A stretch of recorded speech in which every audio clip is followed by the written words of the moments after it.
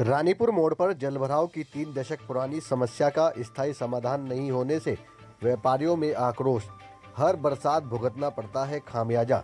खबर हरिद्वार से है, जहां हरिद्वार का रानीपुर मोड़ शहर का सबसे पॉश इलाका है। यहां कई नामी शोरूम और छोटे बड़े अस्पताल और दुकानें हैं। हर मानसून सीजन में तेज बारिश होते ही यहां भयंकर जलभराव हो जाता है। पानी भरने से यहां बाढ़ जैसे हालात बन जाते हैं।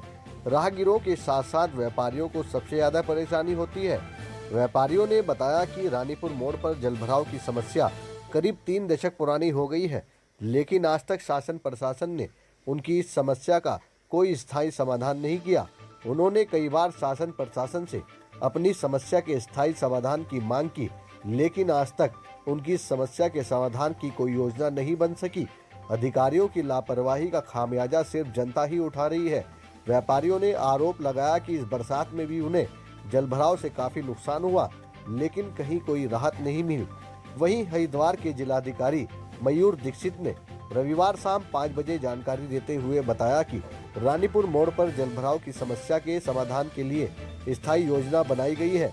बरसात के बाद उस योजना पर काम भी शुरू किया जाएगा और लोगों को जलभराव की समस्या से स्थायी निजात दिलाई जाएगी।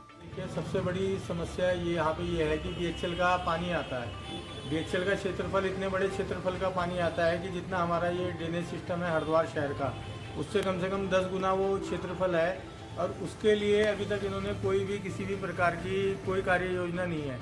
हम व्यापारी हर बार आवाज़ उठाते हैं, सबको बोलते हैं, सबके पास हमारा पत्राचार होता है। कहीं किसी की कमी हो जाती है, कहीं किसी की कमी हो जाती है।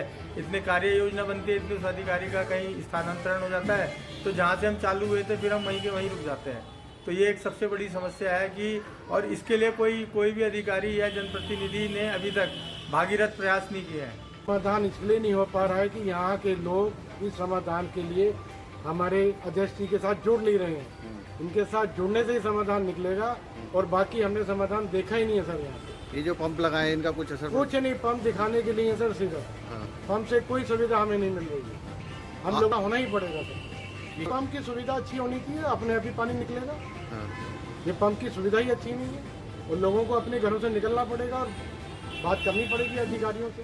साथ के दिनों में माहौल हो जाता है, घर से निकलना भारी है सर लोगों के। कोई आदमी नहीं निकल पाता है। नुकसान होता है दुकानदारों को। भाई जिन पे काम नहीं उनके लिए तो फायदा, घर सो रहे हैं। तो जिन पे काम है उनके लिए तो नुकसान ही है सर। कोई नहीं आ पाता। एक घाक नहीं है सर यहाँ पे। क्या हालत है।